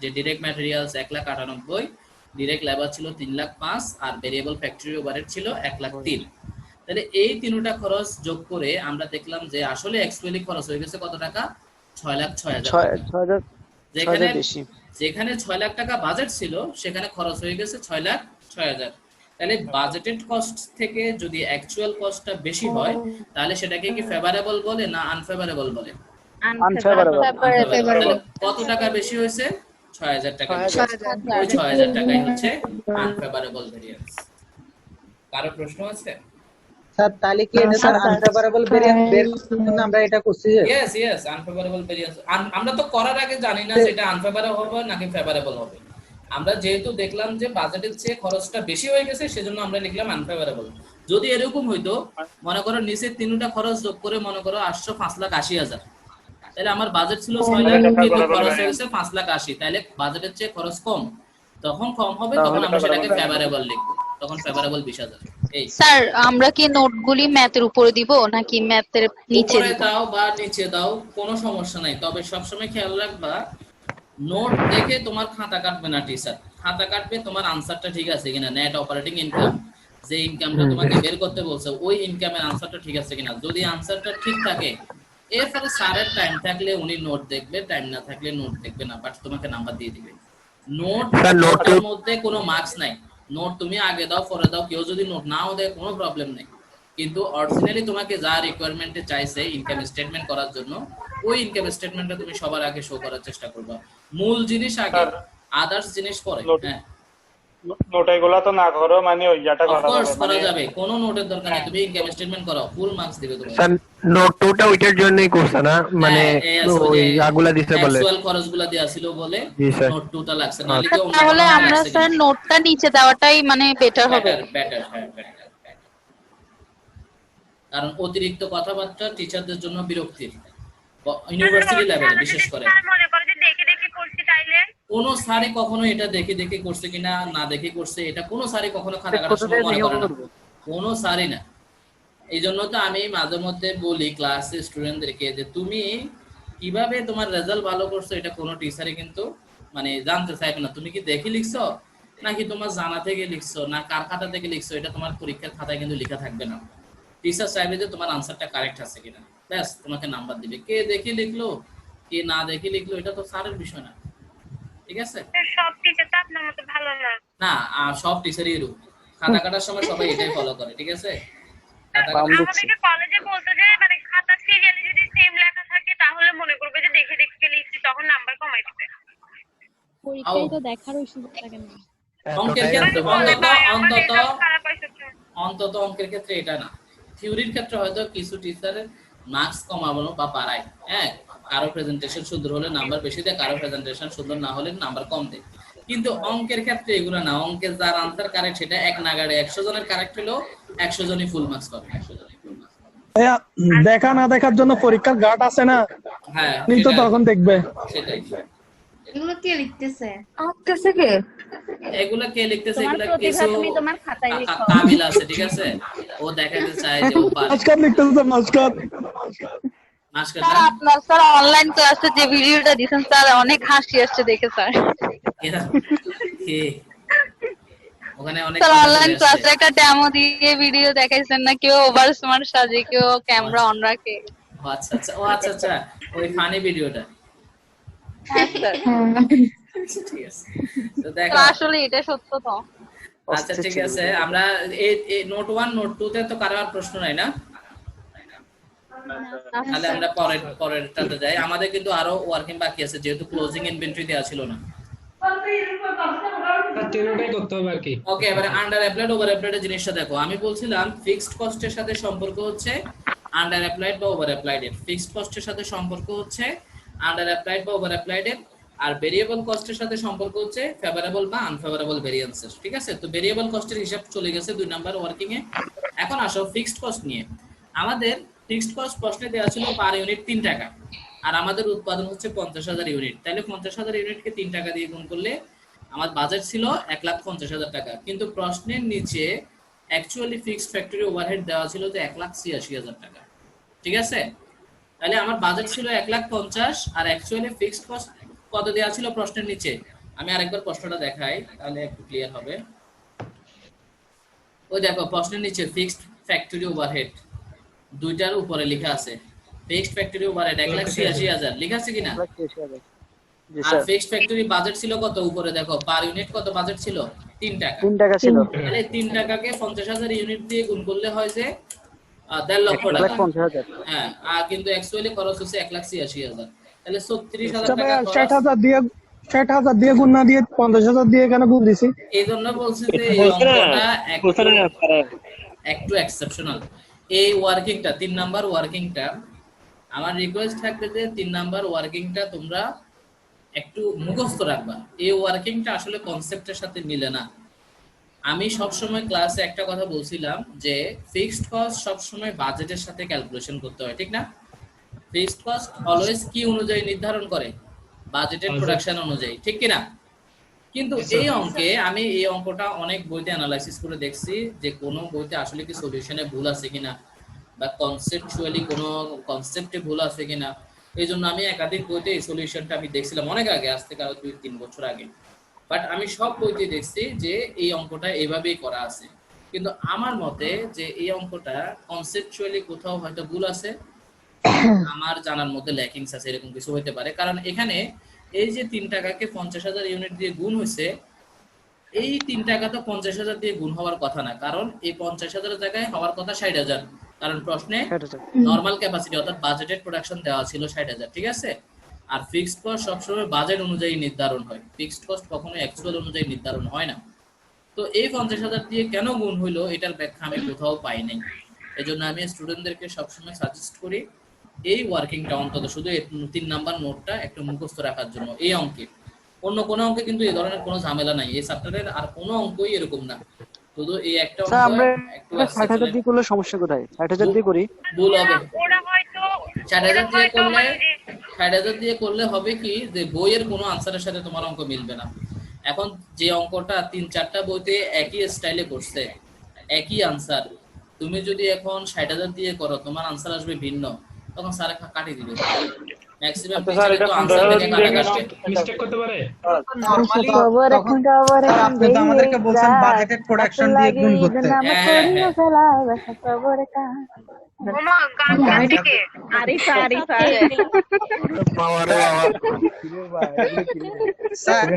হ্যাঁ বলো স্যার আপনি তো বলছেন বাজেটেড প্রোডাকশন দিয়ে গুণ করতে, অলওয়েজ হ্যাঁ। কিন্তু স্যার এখানে 50,000 টাকা দিয়ে গুণ করছে, তাহলে কি স্যার এটা কি মুখস্থ করতে হবে? আমি তো সেটাই এতক্ষণ ধরে বলতেছি যে এটার ব্যাখ্যা আমি অনেক বইতে দেখছিলাম যে আসলে এটা ভুল কিনা, যে কেন 50,000 দিয়ে হইলো। বাট সব বইতে দেখলাম যে 50,000 দিয়ে গুণ দিছে, তো এই জন্য যেভাবে করছি আমরা এভাবেই করি। অন্তত এই জন্য রিকনসিলিয়েশন করলে তো হ্যাঁ রিকনসিলিয়েশন করলে তো এটা হইছে নাকি হয় নাই বোঝা যাবে। রিকনসিলিয়েশন করলে মিলে যায়, কারণ এই জায়গায় হ্যাঁ মিলে যাবে, বলে বলে মিলে যায়। অনেক সময় আছে না পরিপূরক ভুল, ওরা হয়তো সেন্সারকে ধরছে আপনার ওরা কি ধরছে না ধরছে এটা নিয়ে পিএইচডি করার দরকার নাই, ঠিক আছে। পরীক্ষায় যদি অ্যামাউন্ট চেঞ্জ করে দেয় স্যার, পরীক্ষায় অ্যামাউন্ট চেঞ্জ করে দিলে, পরীক্ষায় যদি অ্যামাউন্ট চেঞ্জ করে পুরো অঙ্কই ভুল হয়ে যাবে, কারণ এই অঙ্কটা যেভাবে থাকে ওভাবে পরীক্ষা হুবহু দিয়ে দেয়। কারণ প্রশ্নকর্তা যদি এখানে কোনো একটা ইনফরমেশন চেঞ্জ করতে চায়, দেখা যাবে পুরো প্রশ্ন ভুল, ওটার কোনো আনসারই আসবে না। আসলে এই অঙ্কটা আসলে মোট কথা ওই 60,000 টাকাটা ধরবো না, করবো না। ইয়েস, জাস্ট এই 3 নাম্বার নোটটা একটু মুখস্থ রাখবা তোমরা, কেমন? শুধু এই 60,000 টাকা প্রশ্ন ছিল স্যার, আর কিছু না, এটা জাস্ট এক্সেপশনাল ভাবে আমরা এরকম পরীক্ষার সময় প্রিপারেশন নেওয়ার সময় পরীক্ষার আগে কিছু জিনিস আছে না যে কোন রকম মাথায় নিয়ে যাই, ঠিক আছে, এরকম কোন রকম এই জিনিসটা মাথায় নিয়ে যাবা। 3 নাম্বারটা স্যার 3 নাম্বার নোটটা স্যার প্রশ্ন ছিল বলো। যদি কম স্যার আমরা তো স্যার আন্ডার অ্যাপ্লাইড আর ওভার অ্যাপ্লাইড নিয়ে করি স্যার, অ্যাকচুয়াল প্রোডাকশন আর বাজেটেড প্রোডাকশনের স্যার পার্থক্যটাকে স্যার এখানে sir under applied over applied এভাবে নিয়ে করছো স্যার, বুঝি নাই সাপোর্ট করো যারা স্যার আমরা স্যার আন্ডার অ্যাপ্লাইড আর ওভার অ্যাপ্লাইড নিয়ে করি স্যার, অ্যাকচুয়াল আর বাজেটেড প্রোডাকশনের পার্থক্যটা স্যার এখানে স্যার এভাবে নির্ণয় করা হয়েছে। এখানে অ্যাকচুয়াল ফিক্সড কস্টটা প্রশ্নে দেওয়া ছিল বিদায়, এই যে 1,86,000 এই টাকাটা শো করে দিয়েছিল বিদায়, অ্যাকচুয়াল খরচগুলো শো করে দিয়েছিল বিদায় আমাদেরকে এইভাবে করতে হয়েছে। যেমন 2 নাম্বার ওয়ার্কিংটাও তো আমরা অন্য কোনো অঙ্কে করি নাই, তারপরে কেন করতে হয়েছে? কারণ ওই যে অ্যাকচুয়াল খরচগুলো শো করছিল, আর যখনই এরকম অ্যাকচুয়াল খরচ শো করবে তখনই আমাকে এভাবে কম্পেয়ার করে করে বের করতে হবে, ঠিক আছে। আর এটা যে তোমাকে অন্য কোনো অঙ্ক কি এরকম আসবে কিনা, না এরকম আর কখনো আসবে না, শুধু একটা অঙ্কই আছে এরকম, এই অঙ্কটাই। এই জন্য এটা একটু এক্সেপশনালি মনে রাখবা। আর কারো প্রশ্ন আছে? আরে কারো যদি 50,000 না 60,000 না দিয়ে যদি 40,000 দিতে পারে, যাই দেখ তুমি এভাবেই করবা, এই নোটটাই করবা, ঠিক আছে। তবে কখনোই এই অঙ্কটার ইনফরমেশন কোনো কিছু চেঞ্জ হয় নাই। একটু বই ঘাটবা, ঠিক আছে, বইয়ে প্রিভিয়াস কোশ্চেনগুলো দেখবা যে ব্যতিক্রম কিছু আছে কিনা, তাইলে তুমি বুঝতে পারবা যে আমাকে কোন জায়গায় কোশ্চেন করা দরকার, ঠিক আছে। বইয়ের সাথে যে চ্যাপ্টারগুলো কমপ্লিট হচ্ছে ওগুলোর বইয়ে কোশ্চেনগুলো দেখবা, নতুন কোনো নিয়ম আছে কিনা যা পরীক্ষায় আসছিল, বা নতুন কোনো আইটেম আছে কিনা যেটা আমাদের ডিসকাশনে আসে নাই, ওরকম কিছু পাইলে অবশ্যই পরের ক্লাসে জিজ্ঞেস করবা। আশা করি 5%ও পাবা না, 95% ক্লিয়ার থাকবে যা পড়াচ্ছ ওখান থেকে। ভাই এখানে যেটা পাওয়া গেছে এটা কি ভেরিয়েবল কস্ট বলবে? এটা আন্ডার অ্যাপ্লাইড কি কখনো ভেরিয়েবল কস্টিং এ বসে? ফিক্সড ফ্যাক্টরি ওভারহেড আছে সেই কারণে ভাইয়া। হ্যাঁ যেটা অ্যাকচুয়ালি ফিক্সড ফ্যাক্টরি ওভারহেড আছে সেটা কি ভেরিয়েবল? সেটা তো বসে ফরম্যাট অনুযায়ী। ভেরিয়েবল কস্টিং এ আমরা দুইটা ফিক্সড কস্ট বসাই না, ওগুলা তো স্বাভাবিক নিয়মে প্রত্যেক অঙ্কের জন্য একই থাকবে। কেমন? আচ্ছা, একজনের প্রশ্ন করছে অ্যাকচুয়াল কস্ট না থাকলে তখন 60,000 দিয়ে করা যাবে কিনা। হ্যাঁ, অ্যাকচুয়াল কস্ট যদি অঙ্কে যদি অ্যাকচুয়াল কস্ট না থাকতো তাহলে আমরা আন্ডার অ্যাপ্লাইড ওভার অ্যাপ্লাইড কিভাবে করতাম? ওই যে 60,000 আর 50,000 এর মধ্যে কম্পেয়ার করতাম। বাজেট 60,000, অ্যাকচুয়াল প্রোডাকশন 50,000, তাহলে 10,000 আন্ডার অ্যাপ্লাইড হয়েছে। ওভাবে স্বাভাবিক 30,000 টাকা আসতো তখন। হ্যাঁ, তখন স্বাভাবিক নিয়মে করতে পারতি। স্যার প্রশ্ন ছিল, বলো। স্যার বাজেট থেকে স্যার অ্যাকচুয়ালটা স্যার বেশি হলে স্যার ওভার অ্যাপ্লাইড হওয়ার কথা না? বাজারের চেয়ে অ্যাকচুয়াল বুঝি বেশি হলে এখনো ওভার শেষ হয় অ্যাপ্লাইড। নাই। আরে এই বাজেটের প্রোডাকশন থেকে অ্যাকচুয়াল প্রোডাকশন বেশি হলে ওভার অ্যাপ্লাইড নাকি আন্ডার অ্যাপ্লাইড? Under applied. ও বলতেছে যে ওভার অ্যাপ্লাইড। এটা প্রোডাকশনের ক্ষেত্রে, আর এটা হচ্ছে খরচ, টাকা। ঠিক আছে? বাজেটেড প্রোডাকশন থেকে অ্যাকচুয়াল প্রোডাকশন কম হলে সেটাকে আমরা বলি কি আন্ডার অ্যাপ্লাইড। Under applied. আর কোনো প্রশ্ন আছে? ওভার অ্যাপ্লাইড সেটা হচ্ছে ইউনিটের ক্ষেত্রে, টাকার ক্ষেত্রে কিন্তু উল্টা, বুঝছো? খরচ কম হওয়ার কথা ছিল, বেশি হয়ে গেছে। ঠিক আছে? আর কারো প্রশ্ন আছে কিনা? এটা নিয়ে প্রশ্ন করবা না, এটা নিয়ে রিসার্চ করবা না। এই 3 নাম্বার ওয়ার্কিংটা একটু আলাদাভাবে মাথায় রাখবে, ঠিক আছে? শুধু এই অঙ্কের জন্য। আসেন পরেরটাতে যাই। এই দেখো, রিকোয়ারমেন্ট 1 এর আনসার জাস্ট এতটুকু। টেনশন বোকা দিয়ে বলছেন টেনশন না করতেছে, এগুলো কি স্যার? ভালো না স্যার। হ্যাঁ, রিকোয়ারমেন্ট 1 এর আনসার হচ্ছে জাস্ট এতটুকুই।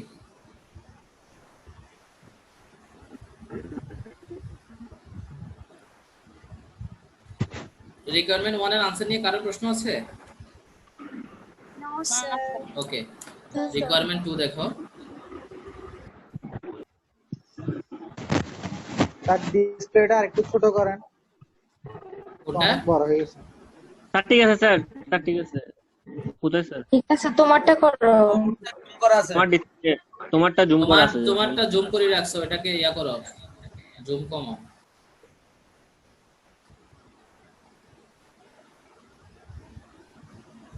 এখানে কিন্তু পুরো ইনকাম স্টেটমেন্ট আসে নাই, পরের পৃষ্ঠায়ও একটু আছে। ঠিক আছে? তো ফিক্সড কস্ট দুটোটা পরের পৃষ্ঠায় লিখতে হয়েছে। আমি আগের পৃষ্ঠায় আবার যাই।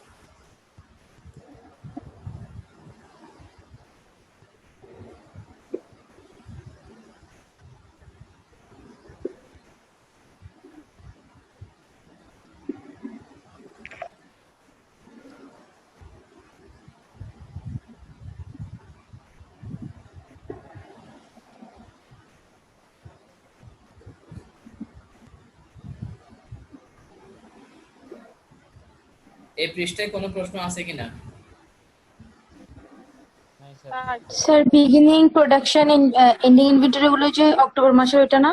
হ্যাঁ, এই অঙ্কটাই তো শুধু অক্টোবর মাসেরই, এখানে তার অন্য কোনো মাসের ইনফরমেশন নাই।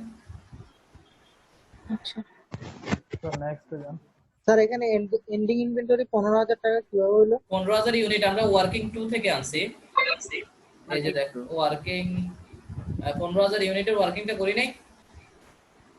আচ্ছা, ওয়ার্কিংটা এখানে শো নাই। ঠিক আছে? ওয়ার্কিংটা আমি একটু করে তোমাকে বলে দিই। ওই যে ক্লোজিং ইনভেন্টরির সূত্র কি বলো Faiz Maruf? Opening plus production minus sales. Opening plus production minus sales. হ্যাঁ, তাহলে দেখো এই যে ওপেনিং অক্টোবরের 1 তারিখ 10,000 ওপেনিং না? জি। প্রোডাকশন 50,000। কেমন? তাহলে ওপেনিং এর সাথে প্রোডাকশন যোগ 50 সাথে 10 কত? 60। আর সেল করছে কত? 45। তাহলে 60 থেকে 45 বিয়োগ করলে কত? 15। যেটা আমরা ওয়ার্কিং এ দেখাতাম, বাট এই অঙ্ক হয়তো আমি এখানে ভুলে টাইপ করি নাই। 15,000 তুমি দেখাই দিবা। ঠিক আছে? ওই যে ক্লোজিং এর সূত্রটা দিয়ে আর কি। স্যার না দেখালেও সমস্যা নেই না স্যার? আমি এই কথা কয়বার বলতাম, ওয়ার্কিং না দেখালেও কোনো প্রবলেম নাই। কথা বারবার বল। ও আল্লাহ, পরের পৃষ্ঠা যাবো? জান স্যার। চলে যান। না স্যার, আরেকটু দেখি। আচ্ছা, আর একটু দেখো। আর দেখতে হবে না। সারাদিন একটা করবে। নজর লেগে হবে। দেখে নজর লেগে যাবে। জি স্যার, ঠিক ওকে, তাহলে পরবর্তী পৃষ্ঠা যাচ্ছি।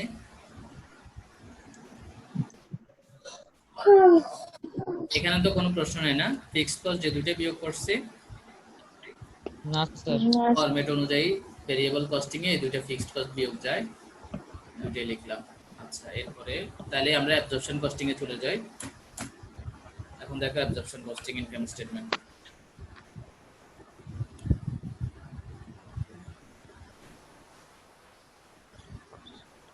স্যার ক্লোজিং ইনভেন্টরির জন্য নোটটা দেখান নাই, ওয়ার্কিংটা দেখেন এই তুমি দেখাবা কি অঙ্ক করার সময়, আমি ভুলে দেখাইনি। ঠিক আছে, ওই সূত্র ওইটাই আর কি, ক্লোজিং সমান opening plus production minus sales. জি স্যার।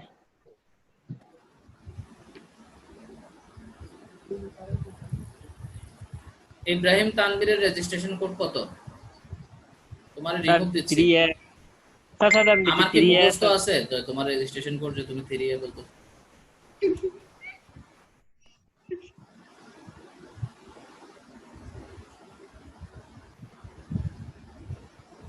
স্যার এটার আনফেভারেবল ভেরিয়েবল কস্ট যেটা বের করছে স্যার, ওটা তো স্যার নোটটা এখনো দেখেনি না স্যার। আনফেভারেবল নোট বলে দেখেন এই বলে 2 নাম্বার নোটে কি দেখে এই যে ভুলে যায় এতক্ষণ মাথা খাটাইছে এত সিলে আর কি বললাম। এই যে 2 নাম্বার নোটে নিচে দিয়ে কি লেখা আছে দেখো, ফেভারেবল আনসার করতে হইতে আধা ঘন্টা শেষ। হ্যাঁ 2 নাম্বার নোটের নিচে দিয়ে কি লেখা আছে? আনফেভারেবল ভেরিয়েন্স 6000 টাকা লেখা আছে কিনা? হইছে তো স্যার। স্যার হইছে তো, নেক্সট যান।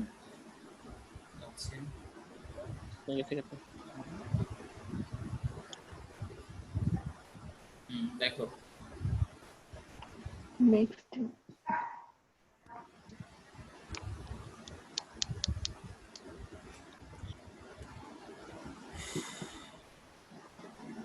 বুঝছি স্যার।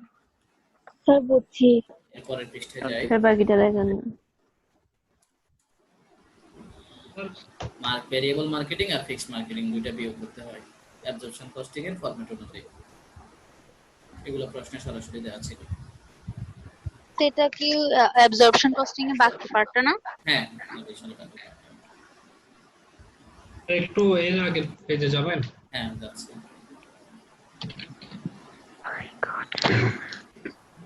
এখানে sir under applied fix factor overhead 36000 কোথা থেকে আনছে? এটা কোথা থেকে? নোট 3।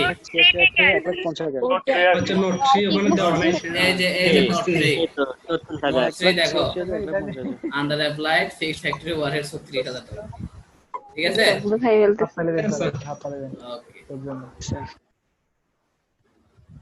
সবার মাথায় 50,000 তাই স্যার এখানে নোট 3 লেখা ছিল না ভাই।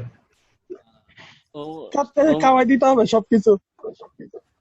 মনে হয় অন্য কিছু নিয়ে টেনশন করতেছে, ওই কারণে আসলে ইয়ে করতে পারতেছে। হইছে? ক্লিয়ার সবাই? জি স্যার। আমরা তাহলে নেক্সট মেথড, তাহলে এই অঙ্কের জন্য নোট 3টা সবাই একটু এক্সেপশনাল ভাবে মনে রাখবা, আর সবগুলো স্বাভাবিক নিয়ম। আরো আছে? হ্যাঁ, ওইটা মনে রাখতেই সব ভুলে যাচ্ছে। 5 নাম্বার অঙ্কটা দেখো, নুহা লিমিটেড। নুহা লিমিটেড খুবই সহজ, জাস্ট তোমাকে শুদ্ধি পরীক্ষা করতে বলছে। এটা একটা previous question, only reconciliation statement চাইছে তোমাকে। Beginning inventory, opening beginning inventory দিছে 2 বছরের ভেরিয়েবল কস্টিং এ, আবার 2 বছরের রিকনসিলিয়েশন করেন নাই এর আগেরটা রিকোয়ারমেন্টে রিকনসিলিয়েশন চাই নাই, চাইলে ওভাবে করবে। রিকনসিলিয়েশন তো সব অঙ্কে একই রকম। আচ্ছা, এরপর এখানে দেখো বিগিনিং দেওয়া আছে ভেরিয়েবল কস্টিং এর, আবার বিগিনিং দেওয়া আছে অ্যাবজর্পশন কস্টিং এর, এন্ডিং ও দেওয়া আছে ভেরিয়েবলের, এন্ডিং ও দেওয়া আছে অ্যাবজর্পশনের। কেমন?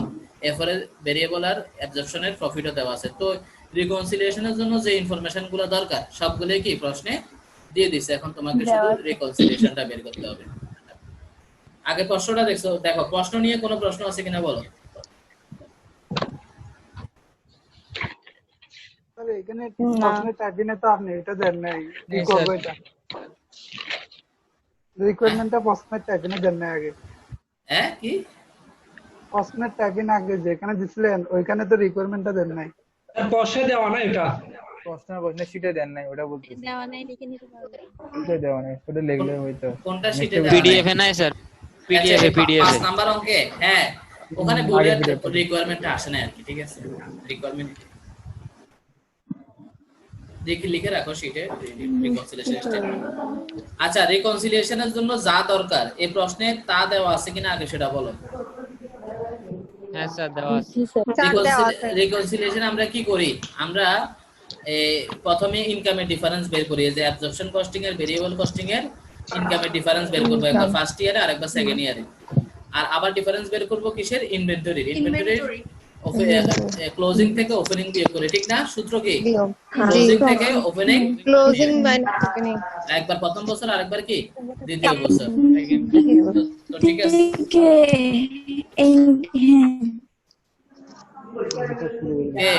আবার বলো, আবার বলো। কথা বলে শুধু আমরা শুনি না। আচ্ছা, ওকে, সলিউশনটা একটু দেখো রিকনসিলিয়েশনের।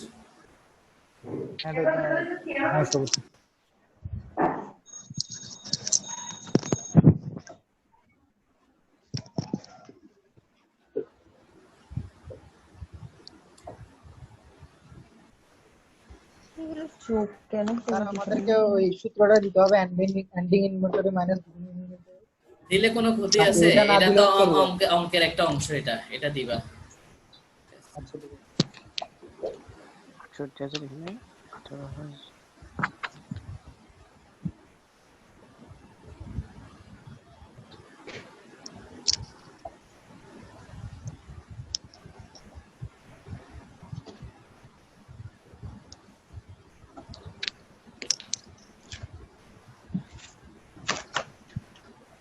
স্যার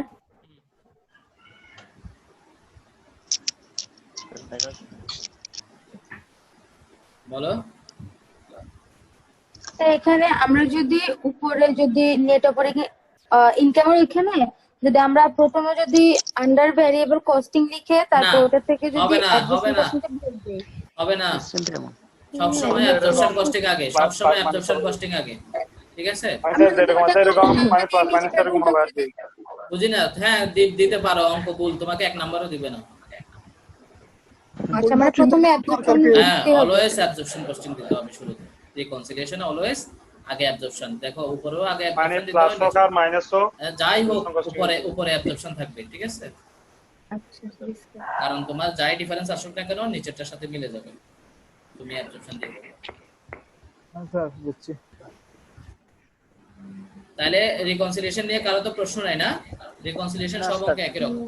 আচ্ছা, একজনে বলতেছে যে আগের অঙ্কের লাস্ট পার্টটা একটু দেখানোর জন্য। আগের অঙ্কের লাস্ট পার্ট শুধু এটাই ছিল যে মার্কেটিং এন্ড অ্যাডমিনিস্ট্রেটিভ এক্সপেন্স বাদ দিতে হয়, একটা হচ্ছে ভেরিয়েবল মার্কেটিং আর একটা ফিক্সড মার্কেটিং, শেষ। দুটোটা প্রশ্নে দেওয়া ছিল। স্যার এটা রিকোয়ারমেন্ট একটা একটু দেখান না, মানে এটা কি হলো? রিকোয়ারমেন্ট এক মানে তো কমেন্ট। হ্যাঁ, কমেন্ট এটা ওই যে just the inclusion of fixed factory overhead as a part of the standard cost per unit indicates that Crawford uses absorption costing. অর্থাৎ ফিক্সড ফ্যাক্টরি ওভারহেড থাকলে খরচের মধ্যে, তখন সেটাকে আমরা অ্যাবজর্পশন কস্টিং বলি, ঠিক আছে? যদি এই খরচটা না থাকতো তাহলে আমরা বলতাম এটা ভেরিয়েবল কস্টিং। ওকে, বুঝছো কিনা? ওকে, আমরা নেক্সট ম্যাথে চলে যাই। আরেকটা ম্যাথ আছে, তাহলে আমাদের এই চ্যাপ্টারটা কমপ্লিট হয়ে যাবে। লাস্ট নাম্বার আরেকটা আছে। হ্যাঁ, আরেকটা অঙ্ক আছে 7 নাম্বার। 6 নাম্বার অঙ্কটা প্রথম ক্লাসে দেখাইছিলাম। তো 7 নাম্বার অঙ্কটা একটু সবাই একটু পড়ো, এটা সহজ, কঠিন কিছু না। শুধু একটা requirement, absorption costing income statement. তো অঙ্কটা 2 মাসের অঙ্ক। তোমরা 2 বছরের অঙ্ক যেভাবে করছো, 1 মিনিট, 2 বছরের অঙ্ক যেভাবে করছো 2 মাসের অঙ্ক একই কথা, টাকার কলাম 4টা হবে। প্রথম মাসের ক্লোজিং, দ্বিতীয় মাসের জন্য ওপেনিং হবে। প্রথম মাসের ক্লোজিং 4 নম্বর না 10 নম্বরের জন্য? স্যার 4টা 4 মার্কসের অঙ্ক। 4টা টাকার। হ্যাঁ, 2 মাস না তো, জানুয়ারি মাসের জন্য 2টা কলাম, ফেব্রুয়ারি মাসের জন্য 2টা কলাম। তুমি যেরকম ইয়ার 1 এর জন্য 2টা কলাম করতে, ইয়ার 2 এর জন্য 2টা কলাম করতে না, এরকম আর কি, একই কথা। 2 বছরের অঙ্ক যে কথা, 2 মাসের অঙ্ক একই কথা, হুবহু একই রকম। তো এখানে স্যার আলাদা আলাদা চার্টে করলে হবে না? না, ইনকাম স্টেটমেন্ট একই ছকের মধ্যে করতে হবে।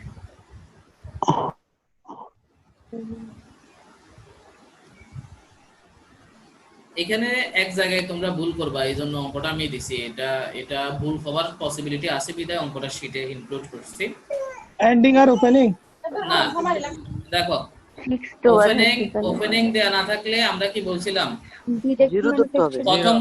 প্রথম বছরে জিরো, প্রথম বছর মানে এই অঙ্কের ক্ষেত্রে প্রথম মাস, কেমন? প্রথম মাসে ওপেনিং দেয়া না থাকলে জিরো ধরতে হয়, আর ক্লোজিংটা আমরা ওয়ার্কিং করে বের করতে পারবো, ঠিক না? জি স্যার। আচ্ছা, আর প্রথম মাসে যেটা ক্লোজিং আসবে সেটা ফেব্রুয়ারি মাসের জন্য কি হবে? ওপেনিং। ওপেনিং। ফেব্রুয়ারির মাসের ক্লোজিংটাও আমরা ওয়ার্কিং করে কি করতে পারবো? বের করতে পারবো। বের করতে বলো, ইনভেন্টরি বের করা নিয়ে কারো প্রশ্ন আছে? না যেটা আমাদের গত ক্লাসেও ছিল, মানে কালকের ক্লাসেও ছিল। আচ্ছা, এখন আসো, সেলস প্রাইস আমাদের 20 টাকা, সমস্যা নাই, সেলস ইউনিট দিয়ে গুণ করে দিব। Fixed cost, fixed factory 24,000 no problem.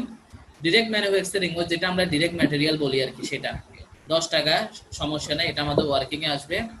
আর এই সমস্যা হয়ে গেছে এই জায়গায়, ফিক্সড ফ্যাক্টরিটা পার ইউনিটেও দিয়ে দিয়েছে। যদি ফিক্সড ফ্যাক্টরিটা যদি পার ইউনিটে দেওয়া না থাকতো, আমরা কি করতাম? ওই ফিক্সড ফ্যাক্টরিকে প্রোডাকশন ইউনিট দিয়ে কি করে দিতাম? ভাগ করে দিতাম, ঠিক না? এখন ঝামেলাটা কোন জায়গায়? ঝামেলাটা হচ্ছে গিয়ে, পুট করতে হবে না এখন প্রোডাকশন এক মিনিট ধৈর্য ধরো। ঝামেলাটা কোন জায়গায় দেখো, আমাদের only absorption costing income statement করতে বলছে, তাহলে ভেরিয়েবল কস্টিং নিয়ে কোনো ডিসকাস না করলেও চলবে। তো অ্যাবজর্পশন কস্টিং ইনকাম স্টেটমেন্ট করতে বললে আমরা ওয়ার্কিং এ কি করব? ওই ডাইরেক্ট ম্যানুফ্যাকচারিংটা লিখবো, আর ফিক্সড ফ্যাক্টরি 10 এর 3 কত? 13 টাকা হবে, ঠিক না? নোট 1 এ কত হবে? 13 টাকা হবে। কোনো ঝামেলা নাই, জানুয়ারি মাসেও 13 টাকা, ফেব্রুয়ারি মাসেও কি 13 টাকা, কোনো ঝামেলা নাই। আচ্ছা, এখন ঝামেলাটা তাহলে কোথায়? ঝামেলাটা হচ্ছে গিয়ে, দেখো ফিক্সড কস্ট টোটাল 24,000 ছিল, কেমন? 24,000, আর পার ইউনিটে দেওয়া আছে কত? 3 টাকা। তাহলে আমরা জানি ফিক্সড কস্ট পার ইউনিটে আসে কিভাবে? প্রোডাকশন দিয়ে ভাগ করলে, ঠিক না? ফিক্সড কস্ট পার ইউনিটে আসে কিভাবে? প্রোডাকশন দিয়ে ভাগ করে। তো আমরা একটু প্রোডাকশন দিয়ে ভাগ করে দেখি আসলে মিলতেছে কিনা দেখা। প্রোডাকশন জানুয়ারি মাসে কত ছিল? এক মিনিট, প্রোডাকশন জানুয়ারি মাসে কত ছিল? 8,000 ইউনিট। তাহলে 24,000 টাকাকে 8,000 ইউনিট দিয়ে ভাগ করলে পার ইউনিট 3 টাকা মিলছে। পার ইউনিট 3 টাকা মিলছে, তার মানে কোনো আন্ডার অ্যাপ্লাইড ওভার অ্যাপ্লাইড নাই। আচ্ছা, এবারে ফেব্রুয়ারি মাসে দেখো, 24,000 টাকাকে 2,000 ইউনিট দিয়ে ভাগ করো, প্রোডাকশন আছে 2,000, তাহলে 24,000কে 2,000 ইউনিট দিয়ে ভাগ করলে কত হয়? পার ইউনিট 12 টাকা করে। 12 টাকা হয়। কিন্তু আসলে কি এখানে 12 টাকা দেয়া ছিল? না কত দেওয়া আছে এখানে? 3 টাকা দেওয়া আছে। তার মানে কি? 3 টাকা দেওয়া আছে। তার মানে কি? মিলে নাই। তার মানে মিলে নাই। মানে এই 3 টাকা, 1 মিনিট, এই 3 টাকা 2,000 ইউনিট দিয়ে আসে নাই, এটা তো আমরা শিওর হইছি, ঠিক না? জি স্যার। এটা তো আমরা শিওর। তাহলে কত দিয়ে ভাগ করলে 3 টাকা আসে? 24,000 টাকাকে কত দিয়ে? 8,000। তাহলে ধরে নিতে হবে যে ফেব্রুয়ারি মাসে বাজেটেড প্রোডাকশন 8,000 ছিল, কিন্তু অ্যাকচুয়ালি প্রোডাকশন হচ্ছে 2,000। ফেব্রুয়ারিতে আসলে বাজেট ছিল কত? 8,000 ইউনিটের, যেটা প্রশ্নে হিডেন আছে। প্রশ্নে হিডেন, লুকায়িত। কিভাবে বুঝলাম ফেব্রুয়ারি মাসে বাজেট যে 8,000? ওই যে 24,000 টাকাকে কত দিয়ে ভাগ করলে 3 টাকা হয়? 24,000 টাকাকে 8,000 দিয়ে ভাগ করলে 3 টাকা হয়। তাহলে আমার যদি ফেব্রুয়ারিতে 8,000 লেখা থাকতো, তাহলে আমরা ধরে নিতাম যে 8,000-ই বাজেট ছিল, 8,000-ই উৎপাদন হয়েছে, নো প্রবলেম। কিন্তু আসলে ফেব্রুয়ারিতে 8,000 উৎপাদন না দিয়ে দিছে কত? 2,000। তার মানে বাজেট ছিল 8,000, কিন্তু উৎপাদন হয়েছে কত? 2,000। আবার জানুয়ারির ক্ষেত্রে কিন্তু ওটা চিন্তা করবো না, জানুয়ারির ক্ষেত্রে যেহেতু 8,000-ই দিয়ে দিয়েছে, তার মানে জানুয়ারিতে বাজেটের সাথে মিলে গেছে, যা বাজেট ছিল তাই উৎপাদন হচ্ছে, তাই জানুয়ারিতে কোনো আন্ডার অ্যাপ্লাইড ওভার অ্যাপ্লাইড নাই। কিন্তু ফেব্রুয়ারিতে কি আছে? বাজেট ছিল 8,000, উৎপাদন হচ্ছে 2,000, তাহলে উৎপাদন কম হয়েছে, 6,000 ইউনিট কম হয়েছে। আর কম হলে সেটাকে আমরা কি বলবো? আন্ডার অ্যাপ্লাইড বলবো। তো অনেক কিছু বলছি, এখন তোমাকে সলিউশনটা দেখাই, তাহলে আরো ক্লিয়ার হবে। এটা হচ্ছে আমাদের পার ইউনিট কস্ট, শুধুমাত্র অ্যাবজর্পশনের জন্য করছি, কারণ আমাদের রিকোয়ারমেন্টে ভেরিয়েবল কস্টিং চাই নাই, কেমন? ডাইরেক্ট ম্যানুফ্যাকচারিং আর ফিক্সড ফ্যাক্টরি যোগ করলে 13 টাকা। এরপরে ক্লোজিং ইনভেন্টরি বের করছি। আমি বলছিলাম যে প্রথম মাসে ওপেনিং দেয়া না থাকলে জিরো ধরতে হয়, জিরো ধরলে, আর প্রথম মাসে যেটা ক্লোজিং সেটা ফেব্রুয়ারি মাসের জন্য কি হবে? বিগিনিং। এই সেশনটা কমপ্লিট হয়ে যাচ্ছে, আমাদের কিন্তু আরো 5 মিনিটের মতো টাইম লাগবে। হ্যাঁ, আগে বলো এই দুটো ওয়ার্কিং এ কোনো প্রশ্ন আছে কিনা? না স্যার। নাই স্যার। ওকে, এই দেখো আন্ডার অ্যাপ্লাইড ওভার অ্যাপ্লাইড কিভাবে বের করছে। আমরা আগে ফেব্রুয়ারি মাসের উপরে হেডলাইন আছে অনলি ফেব্রুয়ারি মাস। ফেব্রুয়ারি মাসের বাজেটেড প্রোডাকশন কিভাবে বের করছি দেখো, ফিক্সড কস্টকে পার ইউনিট দিয়ে ভাগ করছি, বাজেট হচ্ছে 8000 ইউনিট, অ্যাকচুয়ালি ফেব্রুয়ারি মাসে দেওয়া আছে 2000, তাহলে আন্ডার অ্যাপ্লাইড হচ্ছে 6000, আর আন্ডার অ্যাপ্লাইড হলে আমরা তাকে ফিক্সড কস্ট দিয়ে গুণ করে দিই।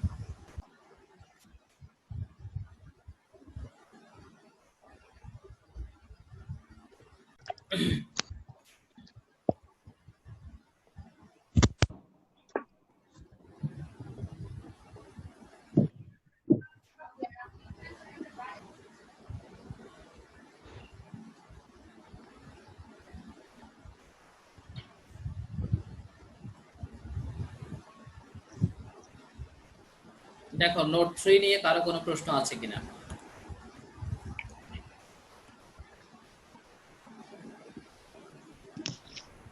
না স্যার, শুনাই नहीं सर। তাহলে এই অঙ্কে টেকনিক্যাল জায়গাটা হচ্ছে এই জায়গায় বাজেটেড প্রোডাকশনটা। ম্যাক্সিমাম স্টুডেন্ট সে বুঝবে না যে আসলে ফেব্রুয়ারি মাসে যে বাজেট ছিল, তাহলে সে বুঝবে কখন? সে বুঝবে যদি এই অঙ্কে রিকনসিলিয়েশন করতে যাইতো তখন তার রিকনসিলিয়েশনটা মিলতো না। বুঝতে পারছো? তাহলে খেয়াল রাখবা এখানে ফেব্রুয়ারি মাসে বাজেটেড প্রোডাকশনটা হিডেন আছে। আর তুমি কেমনে বুঝবা যে কখন বাজেটেড প্রোডাকশনটা হিডেন আছে? যখন প্রশ্নে ফিক্সড কস্ট, টোটাল অ্যামাউন্ট এবং পার ইউনিট দুইভাবে দেওয়া আছে, তখন তুমি একটু মিলিয়ে দেখবা যে টোটাল অ্যামাউন্টের সাথে পার ইউনিট যে আসছে, এই পার ইউনিটটা কি আসলে ওই যে প্রোডাকশনটা প্রশ্নে দিচ্ছে ওটা দিয়ে ভাগ করলে মিলতেছে কিনা।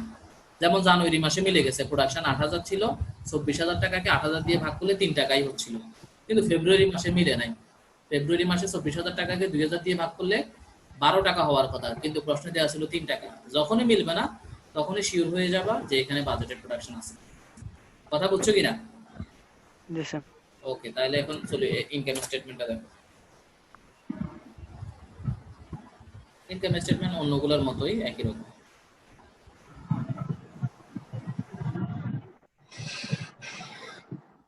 জাস্ট 2 মাস যেহেতু টাকার কলাম 4টা হয়েছে। আর একটা কথা গত ক্লাসে বলছি যে প্রথম মাসের বা প্রথম বছরের ক্লোজিং পরবর্তী মাসের জন্য বা পরবর্তী বছরের জন্য ওপেনিং এ বসে যাবে। সরে ওপেনিং। হ্যাঁ, ওপেনিং।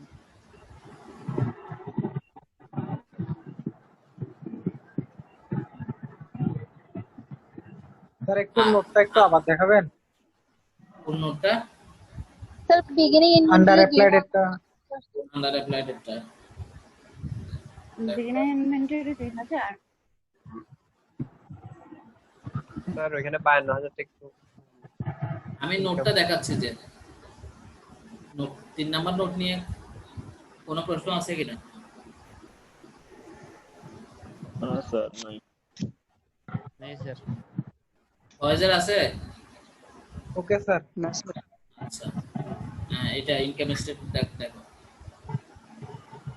স্যার আপনার প্রশ্নের মধ্যে ওইদিকে 2000 ছিল না স্যার প্রোডাকশনে, বাট আপনি তো শীটের মধ্যে ওই ঘরটা একদম খালি রাখছেন। খালি রাখছি যে এটা তখন ভুল ছিল ওখানে মানটা, এরপরে আবার 2000। স্যার এখন আমরা কি 2000 দিব? দাও দাও দাও দাও তাড়াতাড়ি দাও, দিবে না মানে। স্যার এখানে স্যার 2 মাসেরই প্রোডাকশন খরচ স্যার 13 টাকা আসছে না ইউনিট প্রতি? Of course. নোট 1 দেখো, নোট 1 এর উপরে কি লেখা আছে? Calculation of manufacturing cost per unit under absorption costing for January and February. 2 মাসের জন্য কত? 13 টাকা। কারণ প্রশ্নে কষ্ট দেখো তুমি। স্যার আমরা সেটা ওই দেখো এখন কস্টের এক মিনিট। হ্যাঁ স্যার। কস্টে কি লিখছে? ডাইরেক্ট ম্যানুফ্যাকচারিং 10 টাকা 3 টাকা জানুয়ারি মাসে, ফেব্রুয়ারি মাসেও 10 টাকা 3 টাকা, ঠিক আছে? টোটাল 13 টাকা। জি স্যার স্যার। এখানে অ্যাকচুয়ালের চেয়ে বিক্রি বেশি কেমন হলো স্যার? সেলস কোন জায়গায়? 6000। ওই যে ফেব্রুয়ারি। জানুয়ারি মাসের ইউনিট ক্লোজিংটা ফেব্রুয়ারি মাসে গেছে না? আচ্ছা ওটার জন্য। এই যে জানুয়ারি মাসে 4000 ইউনিট ফেব্রুয়ারি মাসে কি যোগ হয়েছে কিনা? বিক্রি বেশি হয়েছে হয়েছে স্যার। এটার জন্য। স্যার আন্ডার অ্যাপ্লাইডে 52000 টা একটু 18000 52000। এই যে 18000 নোট 3 52000 স্যার 52000 টা কোথায় আন্ডার অ্যাপ্লাইডে 52000? এই 52000 টাকাটা তো এই যে জানুয়ারি মাসের টোটাল ফিগারটা। জানুয়ারি মাসে তো কোনো আন্ডার অ্যাপ্লাই ছিল না, আন্ডার অ্যাপ্লাই ছিল ফেব্রুয়ারিতে। ওই বরাবর বসে গেছে জন্য তুমি হয়তো মনে করছিলা যে এটা এরকম ছিল। হ্যাঁ তো ফ্রাস্ট্রেটেড কে? স্যার এগুলো কি হচ্ছে স্যার? আরে ভাইরাস এগুলাতে যাক, ওটা নিয়ে কথা বলার দরকার নাই, ঠিক আছে? তোমরা তোমাদেরটা দেখে দাও। স্যার এটা কেমনে করতে পারতেছে আপনার কম্পিউটার এটা তুমি করতে পারবে পাশেই আছে তো। করোনা ভাইরাস এগুলা এগুলা কোনো বিষয় না। মনে হয় ওগুলা নিয়ে কোনো ডিসকাস করবা না। আমি বারবার বলতেছি ডিসপ্লেতে কি আঁকা কি হচ্ছে ওগুলা নিয়ে কখনো কথা বলবা না। আমি মনে হয় সৌদি মনির স্যার ওখানে করছিল কি একটা যে করুক এগুলো করা যায়, ঠিক আছে? আর এগুলো করাটা তো এত ক্রেডিটের কাজ না যে খুব আহামরি কোনো কাজ না। এগুলো যেগুলো স্যার জাহাঙ্গীর আলম তোমার ফোনটা রিসিভ করো। ওকে ও তো স্যার আজকে নিয়ে পড়ে আছে দেখা যাচ্ছে। বুঝছি তোমার নাম এস দিয়ে, তুমি এত বিরহ দেখাইও না এস নিয়ে কিছু। মানে ও একটু চাচ্ছে সবার কাছ থেকে রেসপন্স চাচ্ছে, একটু কনসেন্ট্রেশন। হ্যাঁ একটু কনসেন্ট্রেশন চাচ্ছে, ঠিক আছে? এমনিতে হয়তো সে কোনো কনসেন্ট্রেশন পাচ্ছে না, ঠিক আছে? তোমরা একটু ডিপ্রেশনে আছে, খুবই ডিপ্রেশনে আছে করোনা ভাইরাস। স্যার আপনার এখানে বড় জানেন স্যার আবার কি দিছে দেখা আবার যাচ্ছে আসতেছে ভগবান। স্যার প্রিয়জনের নামও দিয়েছে এখানে হ্যাঁ কিসের লক্ষণ স্যার? এই সমস্যা ছাগল দিয়ে একটু না থাকলে ভালো না লাগে না সুলাইমান খান। ইয়ার নিয়ে কোনো প্রশ্ন আছে? এই স্যার এটা করোনা ইনকাম ভাইরাসের স্টেটমেন্ট নিয়ে ইনকাম না স্টেটমেন্ট স্যার। করোনা ভাইরাসের ভ্যাকসিন আবিষ্কারের ইনকাম স্যার স্টেটমেন্ট আন্ডার নিয়ে কোনো প্রশ্ন অ্যাপ্লাইডের আছে? ঘরটা একটু দেখান তো স্যার। আন্ডার অ্যাপ্লাইড 18,000 এই তো 6,000 ইউনিটকে ফিক্সড কস্টের রেট দিয়ে গুণ করছে 18,000 টাকা। ক্লাসে নয় ওকে স্যার আর আছে কিছু ইনকাম স্টেটমেন্ট নিয়ে কোনো প্রশ্ন আছে? মা এটা কি লেভেলের ডেসপারেট? ওকে তাহলে স্যার দেখেন না আর আসতেছে। স্যার আপনি একটু বন্ধ করতে সবাই দেখতে পারবেন না কি আসতেছে? আছে রেকর্ড আছে, আমি এগুলো পরে বলবো, ঠিক আছে? করোনা ভাইরাসের ভ্যাকসিনের তো এখন আঁকতে বলো তো। ওই যে এখন আর পারবে না। হ্যাঁ যে এখন আঁকতে এগুলো পারবে। হচ্ছে ছাগলের 3 নম্বর বাচ্চা হ্যাঁ এগুলো হচ্ছে ছাগলের 3 নম্বর বাচ্চা স্যার ঠিক আছে, বই আছে তো সবাইকে ঈদের শুভেচ্ছা। ঈদ মোবারক হ্যাঁ, ঈদ মোবারক। তোমাদের জন্য একটা খুশির খবর আছে, তোমাদের জন্য খুশির খবর আছে। প্রথম খুশির খবর হচ্ছে তোমাদের ক্লাস তো 5 তারিখে শুরু হচ্ছে ইনশাআল্লাহ। তোমাদের ফার্স্ট খুশির খবর হচ্ছে 4 তারিখে এই চ্যাপ্টারের উপর পরীক্ষা হবে, ঠিক আছে? এটা জানতাম। হ্যাঁ অ্যাবজর্পশন টেস্টিং কয় তারিখে? 4 তারিখ খোলার আগের দিন। স্যার ঈদের সময় স্যার কে পড়বে স্যার খোলার পরীক্ষাটা আগের দিন মানে স্যার আমাদের না বন্ধ স্যার 5 তারিখ পর্যন্ত। বড় 5 তারিখ স্যার পর্যন্ত পরীক্ষা হবে বন্ধ, না 5 তারিখ থেকে ক্লাস শুরু। নোটিশ না দিয়েছে যে পরীক্ষা কার্যক্রম বন্ধ তো স্যার থাকবে? 5 তারিখে তো ক্লাস না পরীক্ষার স্যার, জন্য ঈদের পরীক্ষা হবে। সরি 5 তারিখের পর। না স্যার 4 এখন তারিখে পরীক্ষা দিয়ে 8 তারিখ দিবা। নেন 8 তারিখ দিল কেন দিলেন কেন? 30 মিনিট টাইম একটা এক্সামের। 30 মিনিট যদি তুমি এক সপ্তাহ বন্ধের মধ্যে যদি 30 মিনিট টাইম ম্যানেজ করতে না পারো তাহলে তুমি কেমনে তোমার স্যার আচ্ছা একটা কথা ক্লিয়ার করেন স্যার, আমাদের যে দিন মানে আমাদের হ্যাঁ যেদিন বলো স্যার আমাদের যেদিন ওপেন হবে ও এর আগের দিনই কি পরীক্ষা, মানে ওপেন হওয়ার আগের দিন? ওপেন হবে 5 তারিখে, ক্লাস শুরু 5 তারিখ থেকে, কেমন? তাহলে 4 তারিখে পরীক্ষা আর কি, ঠিক আছে? এই আচ্ছা ডাবল ওভার স্যার আপনি কি জানাই দিবেন গুগল ক্লাসরুমে যে কয়টার দিকে ক্লাস? ইয়েস সব জানাই দিব। আচ্ছা শোনো স্যার রাতের দিকে নিয়ে পরীক্ষা। আর আরেকটা বিষয় সেটা হচ্ছে তোমাদের থার্ড ইয়ারের কোর্স কোঅর্ডিনেটর হচ্ছে আমি, ঠিক না? তোমাদের রেজিস্ট্রেশনটা কিন্তু আমার মাধ্যমে হয়েছিল। তো তোমাদের যাদের মান্থলি পেমেন্ট আছে বা যাদের পক্ষে আছে তারা ওই 5-7 তারিখের মধ্যেই তাদের পক্ষে এটা পে করে দিবা, ঠিক আছে? আমি জানা বলতে না হয় বিকাশে যেভাবে পেমেন্ট করছিলা ওভাবে করে আমাকে একটা কল দিয়ে কনফার্ম হয়ে নিবা। আর যাদের তাদের কিছু করতে হবে না। হ্যাঁ ভাইয়া 4 তারিখ ক্লাসের শিডিউলটা দিয়ে দিয়েন। হ্যাঁ না 4 তারিখের আগে ক্লাসের শিডিউল গ্রুপে পেয়ে যাবা পুরো সপ্তাহে। পেমেন্ট সিস্টেমটা একটু বলুন স্যার বন্ধ হইলো 2 দিন না 3 দিন। হ্যাঁ স্যার রুটিনটা স্যার একটু ওই যে যেটা মানে একদিন গ্যাপ দিয়ে করেন স্যার, একসাথে জি, এইভাবে স্যার। 5 দিন 4 দিন দিয়েন না স্যার। ওকে ইনশাআল্লাহ। স্যার আমাদের একদম দরকার হলে স্যার একদিনে 2টা ক্লাস দেন সকাল বিকাল, বাট মানে 3 দিনের মধ্যে রাখেন। একদম 6 দিন দিয়ে দিলে স্যার অন্য পড়াগুলো আর পড়া ইনশাআল্লাহ হয় না। ওভাবেই হবে। ওকে, আল্লাহ হাফেজ, সবাই ভালো স্যার, থাকবেন। ক্লাস ওকে স্যার, আসসালামু আলাইকুম, ঈদ স্যার একটা মোবারক। কোয়েশ্চেন ছিল। আসসালামু আলাইকুম, ঈদ মোবারক। ঈদ মোবারক। স্যার স্যার ট্যাক্সের সলিউশনটা তো দেন নাই স্যার। ইনশাআল্লাহ কোয়েশ্চেন স্যার ঈদ মোবারক স্যার একটা সবাইকে। কোয়েশ্চেন ছিল। আবার কি কোশ্চেন? স্যার আমাদের পরীক্ষা নেওয়ার সময় মানে যে প্রশ্নটা দেওয়া ছিল স্যার গ্রুপে নিলে ভালো হতো, গুগল ক্লাসরুমে না নিলে। না, সিক্রেট এটা, গুগল ক্লাসরুমে হবে। গ্রুপেও যে লিংক, গুগল স্যার ক্লাসরুমেও একই ওখানে লিংক। স্যার ওখানে পরীক্ষা দিতে গেলে প্রবলেমে পড়তে হয় বা ওই ব্রাউজিং অপশনটা আসে না আমার। প্রবলেম গ্রুপ বা ফেসবুকের জন্য না, প্রবলেম হচ্ছে তোমার যে ব্রাউজিং অ্যাপস। আমি বলছিলাম ক্রোম দিয়ে ইউজ করবা, ক্রোম, ঠিক আছে?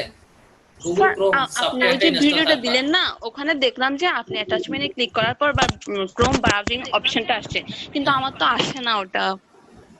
কিন্তু ক্রোম ইনস্টল নেই মেবি এজন্য। অন্যরা তো দিতে পারতেছে, ঠিক আছে? লিংকটা কপি করে ক্রোমে যে না পেস্ট করলে হয়ে যাবে। 10 মিনিট বাড়াইছেন, আমি জানতাম না। আমি 58 তে ঢুকছি, 8টাতে সাবমিট করে বের হয়ে আচ্ছা, গেছি। তোমাদের এই পরীক্ষা হয়েছে না ইন্টারমিডিয়েট?